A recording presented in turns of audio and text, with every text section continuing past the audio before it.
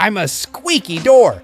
Every time you open me, I sing that annoying high-pitched song. But I'm not broken, I'm just dry. A single drop of oil on my hinges can silence me instantly. Use household oil, or even a little petroleum jelly. Open and close me a few times so it spreads, wipe away the excess, and listen, peace and quiet.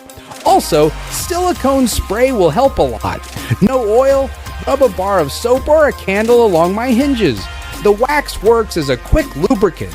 If I still complain, remove the hinge pin carefully. Clean off rust or dirt, then apply oil before placing it back. Take care of my hinges regularly, and I'll open smoothly, quietly, and without waking up the whole house. Write to me, what method did you use? And if you want more tips, don't forget to subscribe and like. Good luck to you.